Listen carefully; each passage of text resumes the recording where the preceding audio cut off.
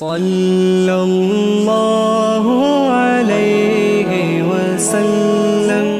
نبی اکرم نور مجسم شفیع معظم صلی اللہ تعالی علیہ وآلہ وسلم کے جو صحابہ کرام ہیں، اللہ تعالیٰ نے انہیں بڑی عظمتوں اور بڑی شانوں سے مالا مال فرمایا۔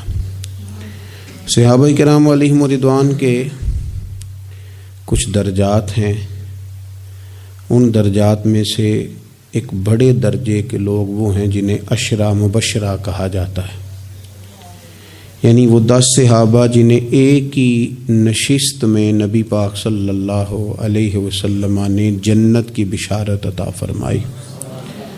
وہ 10 لوگ جن کو حضور علیہ الصلوۃ والسلام نے ایک ہی وقت میں جنتی قرار دیا۔ انہی صحابہ کرام علیہم رضوان میں سے ایک شخصیت کا ذکر ہم کرنے جا رہے ہیں جن کا نام حضرت طلحہ بن عبید اللہ رضی اللہ تعالی عنہ۔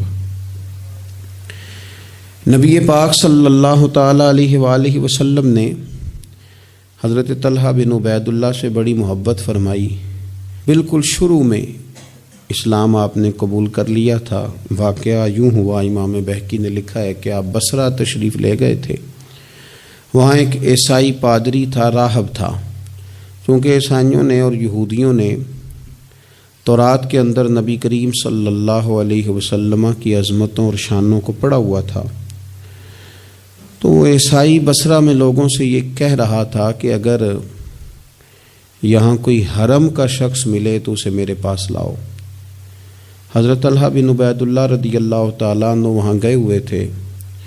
لوگ آپ کو پکڑ کے اس عیسائی راہب کے پاس لے گئے۔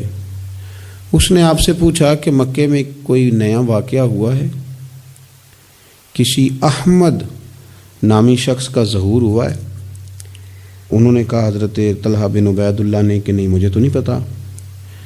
تو اس نے کہا کہ وہاں احمد نامی ایک شخص کا ظہور ہوگا جو اللہ کے پیارے رسول ہوں گے۔ حضرت طلحہ بن عبید اللہ کہتے ہیں وہ بات میرے دل میں نقش کر گئی۔ میں وہاں سے مکہ شریف آیا اور میں نے لوگوں سے پوچھا کہ یہاں کوئی انوکھی بات ہوئی ہے؟ تو انہوں نے کہا ہاں، نبی پاک صلی اللہ علیہ وسلم نے اعلان نبوت کیا ہے اور جناب ابو بکر صدیق نے ان کی اتباع بھی قبول کر لی ہے۔ فرماتے ہیں حضرت صدیق اکبر رضی اللہ تعالیٰ عنہ سے میری اچھی شناسائی تھی، میں ان کے پاس گیا، پھر انہوں نے اس والہانہ انداز میں حضور کا ذکر کیا کہ میں نبی کریم کا کلمہ پڑھ کے حضور کا غلام بن گیا۔ حضرت طلحہ بن عبید اللہ رضی اللہ تعالیٰ عنہ ان 10 صحابہ میں سے ہیں جنہیں نبی پاک صلی اللہ علیہ وسلم نے جنت کی بشارت عطا فرمائی۔ اور حضرت طلحہ بن عبید اللہ رضی اللہ تعالیٰ عنہ ان 8 افراد میں سے ہیں جنہوں نے سب سے پہلے اسلام قبول کیا۔ اور حضرت طلحہ بن عبید اللہ رضی اللہ تعالیٰ عنہ کا شمار ان 5 صحابہ کرام میں ہوتا ہے جنہوں نے حضرت ابو بکر صدیق کے ہاتھ پہ اسلام قبول کیا۔ اور حضرت طلحہ بن عبید اللہ رضی اللہ تعالیٰ عنہ ان 6 لوگوں میں سے ہیں جن کی شورا حضرت عمر فاروق نے بنائی تھی اپنے بعد خلیفہ منتخب کرنے کے لیے۔ اور حضرت طلحہ بن عبید اللہ کی سب سے بڑی فضیلت یہ ہے کہ آپ ان خوش نصیب لوگوں میں سے ہیں جن سے نبی پاک علیہ السلام اپنے وصال ظاہری تک ہمیشہ راضی ہی رہے ہیں۔ اور حضور علیہ الصلوۃ والسلام نے فرمایا جنت میں میرے 2 پڑوسی ہیں۔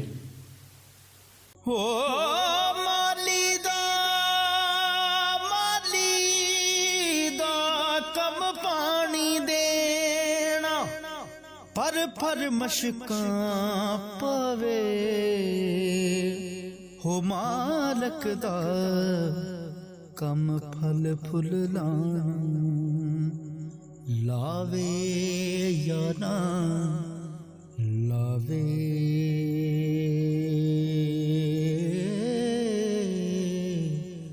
دو بندے جنت میں میرے ہمسائے ہیں۔ یا رسول اللہ صلی اللہ علیہ وسلم کون سے؟ فرمایا ایک حضرت زبیر بن عوام اور دوسرے طلحہ بن عبید اللہ رضی اللہ تعالی عنہ۔ یہ 2 لوگ ایسے ہیں جن کو رسول پاک صلی اللہ تعالی علیہ وسلم نے فرمایا کہ یہ جنت میں میرے پڑوسی ہیں۔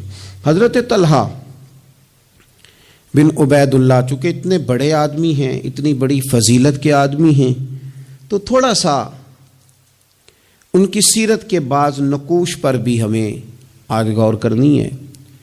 حضرت طلحہ بن عبید اللہ رضی اللہ تعالیٰ عنہ کے مزاج میں بہت زیادہ عاجزی تھی۔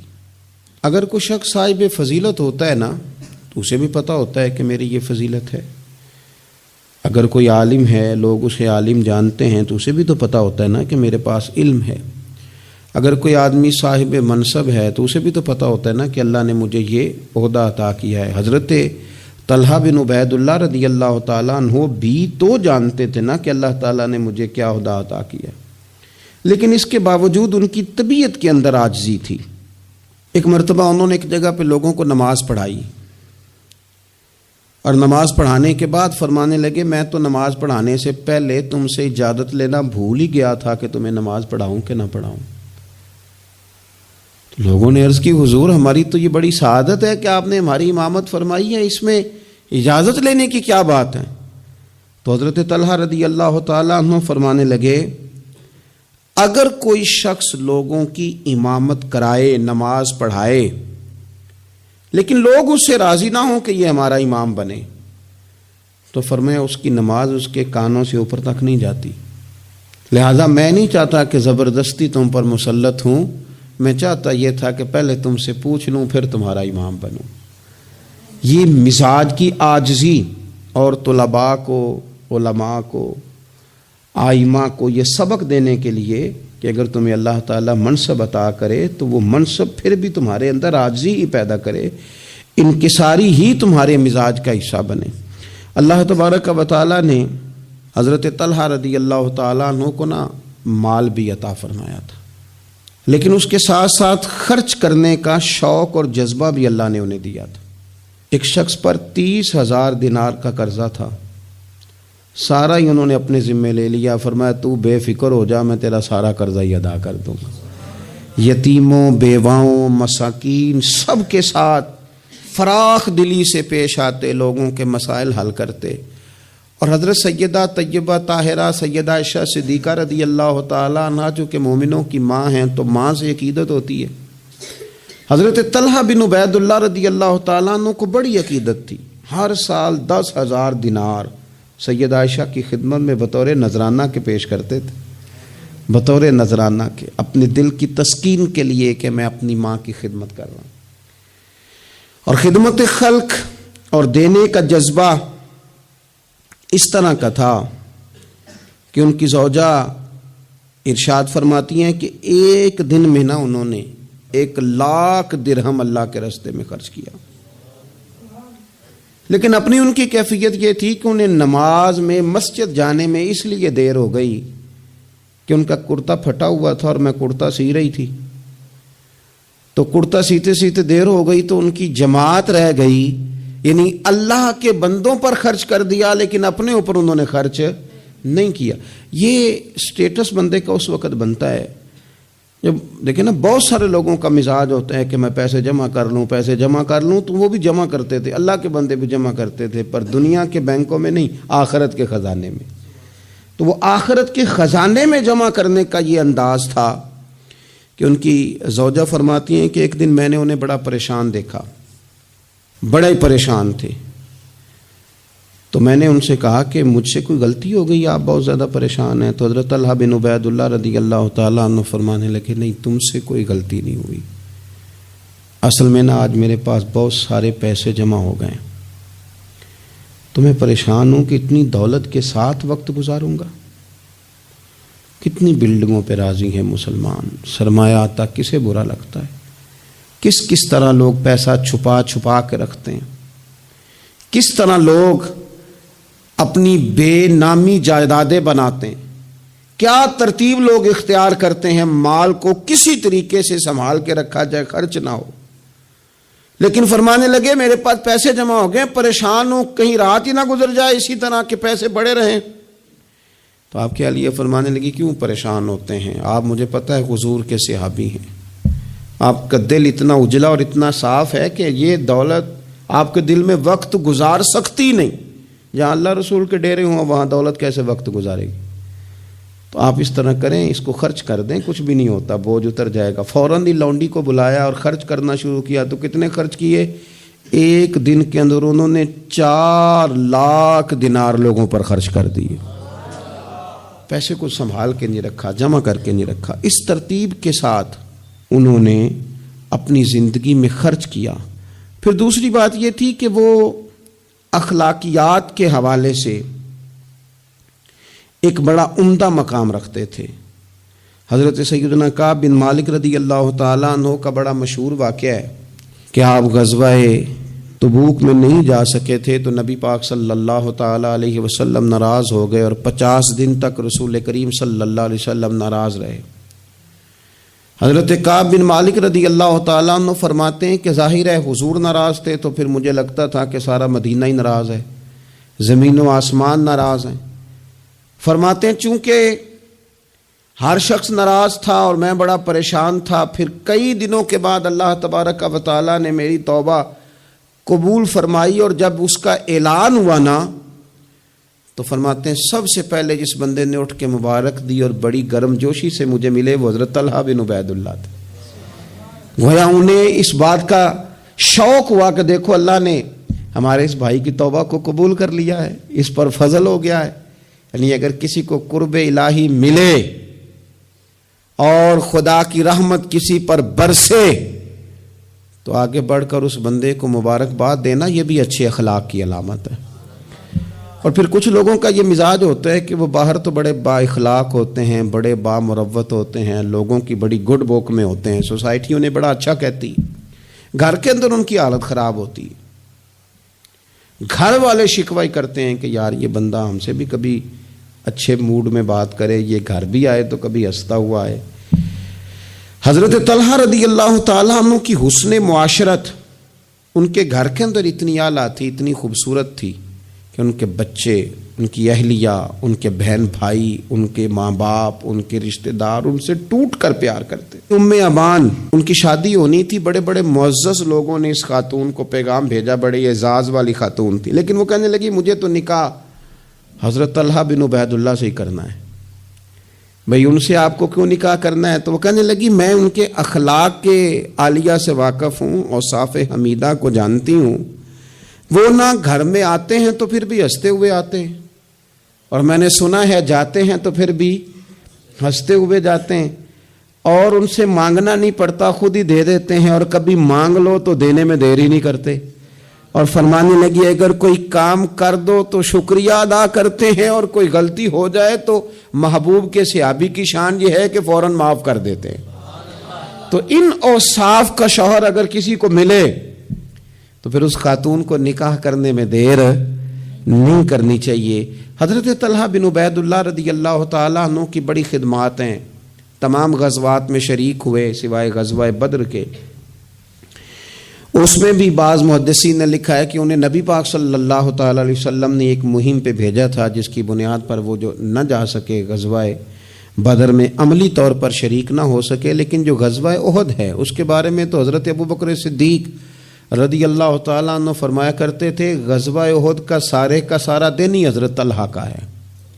نبی پاک صلی اللہ تعالیٰ علیہ وسلم نے ڈبل زرہ پہن لی تھی، 2 زرہیں حضور نے پہن لی تھی. تو ایک پہاڑ پر حضور چڑھنے لگے تو کچھ مشقت محسوس ہوئی، قربان جائیں.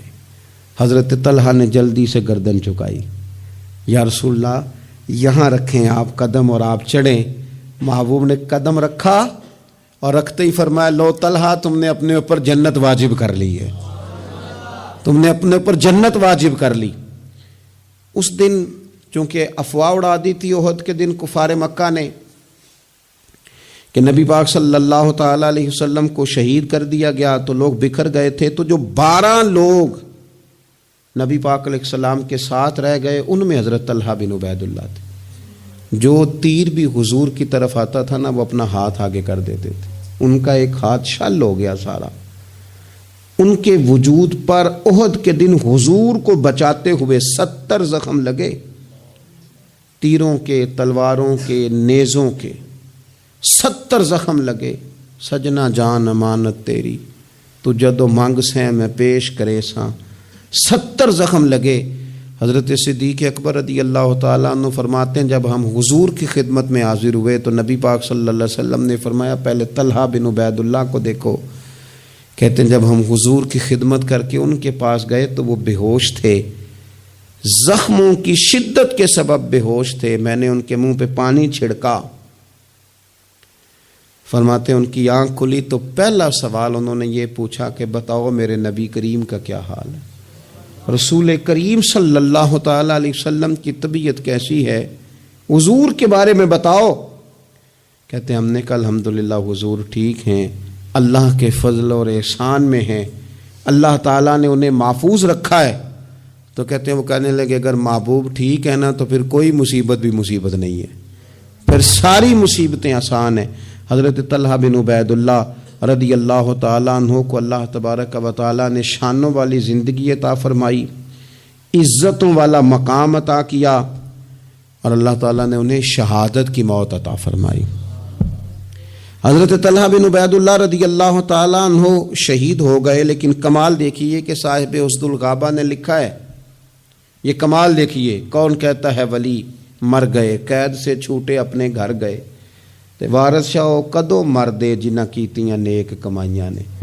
حضرت طلحہ بن عبید اللہ رضی اللہ تعالیٰ عنہ کو جہاں دفن کیا گیا نا وہ زمین نشیبی تھی، نچلی تھی، تو اکثر وہاں پانی آ جاتا تھا.